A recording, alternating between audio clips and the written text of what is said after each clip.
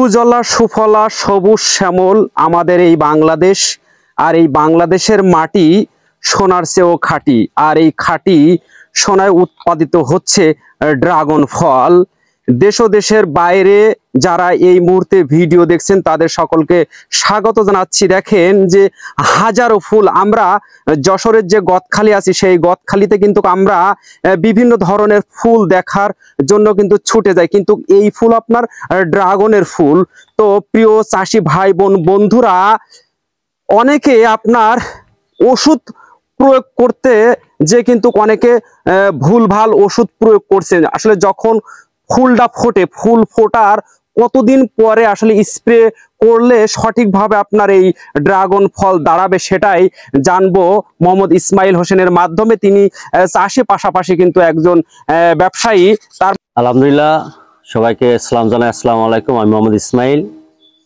আজকে আমার জমি থেকে আমি আমার ফুলগুলা দেখাচ্ছি আর কি।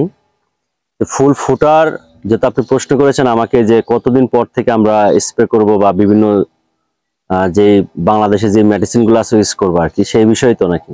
জি জি। এই ফুলটা ফোটার মিনিমাম 2 সপ্তাহ, 14 থেকে 18 দিনের আগে, 14 দিনের আগে, যদি 15 দিনের আগে আপনি কোনো ধরনের পিজিআর ইউজ করেন তাহলে কিন্তু ফল আপনার পাতা হয়ে যাবে, ফল ছোট হয়ে যাবে। এর প্রমাণসহ যদি দেখা, এই যে দেখেন এই ফলটা দেখেন, এটা ভুল স্প্রে ছিল আর কি। কিন্তু আমরা বিভিন্ন জায়গা থেকে আপনার খোঁজখবর নিয়ে জানলাম আর কি যে কোন সময় ফুলটা দিয়ে মানে স্প্রে করতে হয় আর কি। এই ফুলটা কিন্তু 10 থেকে 12 দিন পরে এখানে কিন্তু আপনার ফলে আকারিত হবে আর কি, ড্রাগন ফল তৈরি হবে আর কি। মূলত এখানে এখন কিছুই বোঝা যাচ্ছে না, কিন্তু আপনারা যদি সঠিক নিয়মে 15 থেকে 18 দিনের ভিতরে যে কোনো বাংলাদেশের পিজিআর আপনি ইউজ করেন তাহলে আপনার ফলের গ্রোথটা অনেক ভালো হবে, তাহলে আপনি সফলভাবে ফলনটা ফলাইতে পারবেন আর কি। আমি এতটুকু বলতে পারি আর কি। অনেকে বলতেছে 12 দিনে একটা দেয়া লাগে একটা ডোজ, এবং 18 দিনে একটা ডোজ, এবং 24 দিনে একটা ডোজ।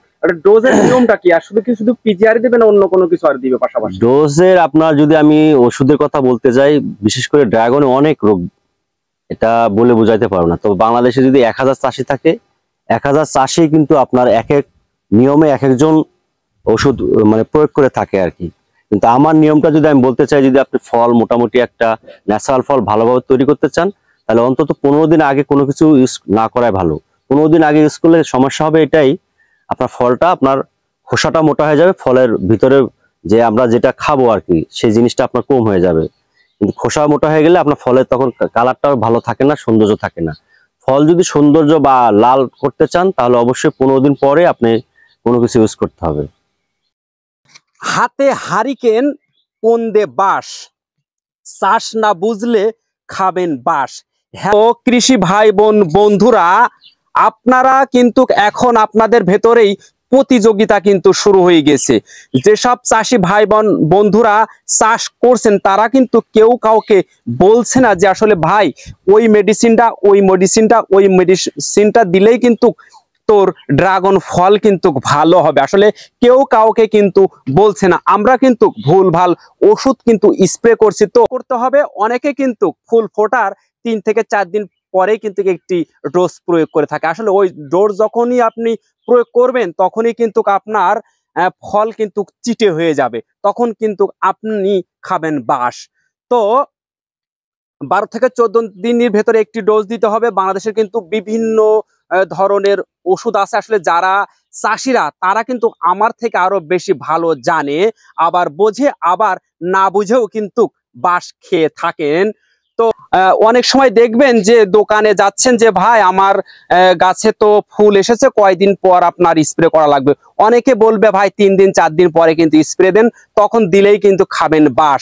কারণ একটি বাচ্চা বা একটি শিশুর দেখা যাচ্ছে আপনার ওজন আপনার 2 কেজি, এখন ওরে যদি খাবার দেন হাফ কেজি, কিন্তু ও কিন্তু খেতে পারবে না। ঠিক ড্রাগনের ক্ষেত্রেও কিন্তু একই নিয়ম। দেখতে পাচ্ছেন যে এখন এই যে যখন ফুলটা এসেছে এই ফুলে কিন্তু এখনো কোনো ধরনের গ্রোথ আসে নাই।